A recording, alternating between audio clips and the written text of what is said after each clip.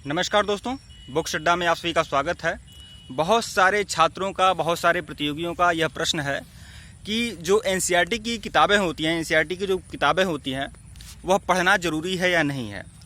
तो पहले मैं आपको बता दूं कि एनसीईआरटी की जो किताबें हैं किसके लिए पढ़ना ज़रूरी है और किसके लिए पढ़ना नहीं ज़रूरी है। देखिए, पढ़ना तो सबके लिए ज़रूरी है। एक किसान भी अगर वह पढ़ा लिखा है तो वह पढ़ सकता है, उससे उसको ज्ञान ही मिलेगा। तो ऐसी बात नहीं है, पढ़ना सबके लिए ज़रूरी है। लेकिन किसके लिए पढ़ना सबसे अच्छा है?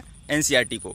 और एनसीईआरटी को किस क्लास से लेकर किस क्लास तक पढ़ना चाहिए, इसके बारे में जानकारी मैं आपको दूंगा। और एनसीईआरटी की जो किताबें होती हैं, जो पुस्तकें होती हैं, जो एनसीईआरटी की बुक्स होती है, उसको पढ़ने का सबसे अच्छा तरीका क्या है, उसको किस तरह से अच्छे तरह से कम समय में कंप्लीट किया जा सकता है और समझा जा सकता है। तो उसके बारे में परिचर्चा आज के वीडियो में करूँगा। देखिए दोस्तों, एनसीईआरटी किताबें होती हैं जो, वह यूपीएससी मतलब आईएएस, यूपीएससी और स्टेट पीसीएस के लिए बहुत ही महत्वपूर्ण है। अगर प्रीलिम्स को अगर आपको अच्छे से कंप्लीट करना है या फिर मेंस को ही कंप्लीट करना है तो आपको यूपीएससी या स्टेट पीसीएस की दृष्टि से वह अति महत्वपूर्ण है। मतलब अगर आप यूपीएससी की परीक्षा की तैयारी करते हैं, विशेष आईएएस की परीक्षा की तैयारी कर रहे हैं या फिर स्टेट पीसीएस तैयारी कर रहे हैं, और स्टेट पीसीएस में मैं बोल दूँ यूपी पीसीएस की तैयारी कर रहे हैं, मतलब यूपी पीसीएस और आईएएस, इन दोनों परीक्षाओं के लिए तो रामबाण है। आपको एनसीईआरटी पढ़ना चाहिए, बिल्कुल पढ़ना चाहिए। और कम से कम कब तक, किस क्लास से किस क्लास तक आपको फॉलो करना चाहिए, तो कक्षा 6 से लेकर 12 तक। अगर कक्षा 1 से 5 तक की भी एनसीईआरटी अगर आप कक्षा 1 से 5 की एनसीईआरटी भी देख रहे हैं, मतलब कक्षा 1 से 12 तक की एनसीईआरटी देख रहे हैं, मतलब 1 से 5 वाला भी देख रहे हैं और 6 से 12 वाला भी एनसीईआरटी देख रहे हैं, तो ये अपने आप में अति महत्वपूर्ण है, इसमें कोई संदेह नहीं है। लेकिन अगर 1 से 5 नहीं देख रहे हैं तो कोई ज़रूरी नहीं है, 1 से 5 जरूरी नहीं है, लेकिन 6 से 12 आपको देखना होगा। 6 से 12 तक की एनसीईआरटी की बुक आपको पढ़नी चाहिए। अगर आप आईएएस की परीक्षा तैयारी कर रहे हैं या फिर यूपी पीसीएस की परीक्षा की तैयारी कर रहे हैं तो आपको बिल्कुल पढ़ना चाहिए। अब मैं यूपी पीसीएस का नाम ही क्यों ले रहा हूं, मैं बीपीएससी का नाम क्यों नहीं ले रहा हूं, Uttarakhand PCS, Jharkhand PCS, Chhattisgarh PCS आदि का नाम क्यों नहीं ले रहा हूं?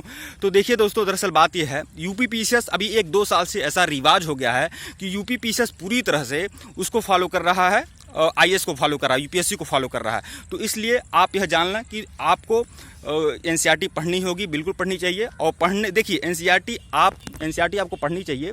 और एनसीईआरटी आप पढ़ सकते हैं प्रीलिम्स के नज़रिए से या फिर मेंस के नज़रिए से। प्रीलिम्स और मेंस के नज़रिए से आप एनसीईआरटी पढ़ सकते हैं कक्षा 6 से लेकर 12 तक। और सोशल के जो सब्जेक्ट हैं आप उसको फॉलो करिएगा, जिसमें हिस्ट्री का, ज्योग्राफी का, सिविक्स का, इकोनॉमी का जो सोशल के सब्जेक्ट हैं आप उसको देखिएगा। अब मैं आपको बता दूँ कि अगर आप शुरुआत कर रहे हैं तो कक्षा 6 से शुरुआत करिएगा। और देखिए, एनसीईआरटी को पढ़ने का सबसे अच्छा तरीका क्या होता है, आप देखिए कोई बुक उठा रहे हैं, जैसे मान लीजिए कक्षा 6 की एनसीईआरटी की बुक आपने हमारे अतीत उठाया, उसको पढ़ना शुरू किए, तो आप उसे पहले आप क्या करेंगे, कक्षा 6 की एनसीईआरटी हमारे अतीत आप उठाए।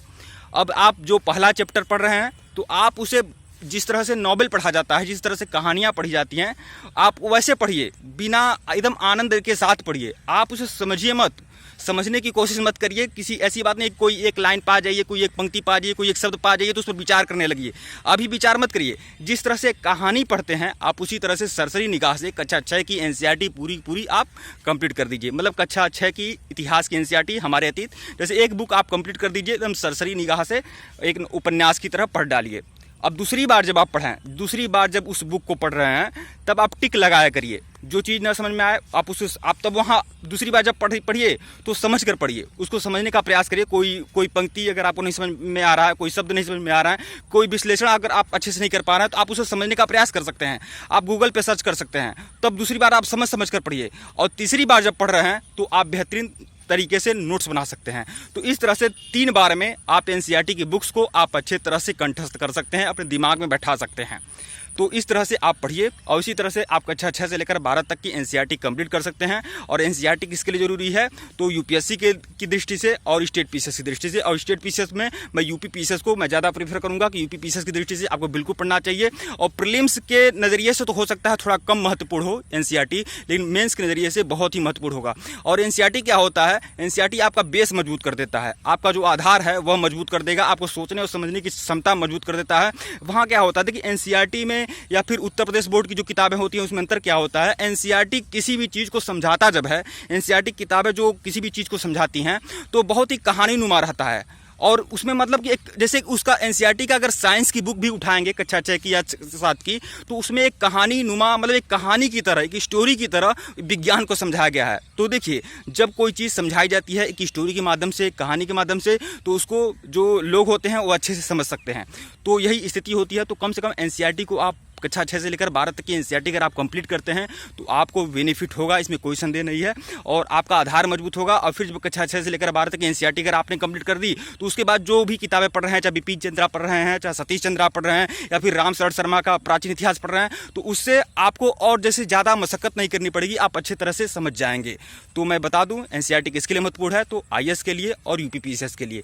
बीपीएससी के लिए क्यों नहीं? देखिए, बीपीएससी का प्रीलिम्स आपका निकल जाएगा, आप एनसीईआरटी को न फॉलो करिए, देखिए भी मत, तभी बीपीएससी उसमें जरूरी नहीं है कि आपको एनसीईआरटी पढ़नी होगी। बीपीएससी का प्रीलिम्स लूसेंट पढ़कर आज कंप्लीट हो जाता है, ऐसा कोई बहुत बड़ा चीज़ नहीं है, तोप खान नहीं है बीपीएससी का प्रीलिम्स, कुछ भी नहीं है बीपीएससी का प्रीलिम्स। मैं साफ साफ बोल दूं, मेंस के लिए हो सकता है थोड़ा बहुत हो, लेकिन अगर आप बीपीएससी की तैयारी कर रहे हैं तो आप एनसीईआरटी को देखिए भी मत, तभी कोई जरूरी नहीं है, उसको जरूरी नहीं है। लेकिन आप एनसीईआरटी आप दे सकते हैं, आप यूपीएससी की दृष्टि से और आईएएस की दृष्टि से, आईएएस की दृष्टि से और यूपीपीसीएस की दृष्टि से। वीडियो को लाइक करिएगा दोस्तों, और चैनल को सब्सक्राइब करिएगा। मैं बहुत ज़्यादा नहीं बोल पाता हूँ, इसलिए ठीक है दोस्तों, धन्यवाद आप लोग को। और टेलीग्राम बिल्कुल ज्वाइन करिएगा। और अगर आपका कोई भी सुझाव है तो वो सुझाव को दे सकते हैं, कोई दिक्कत वाली बात नहीं है।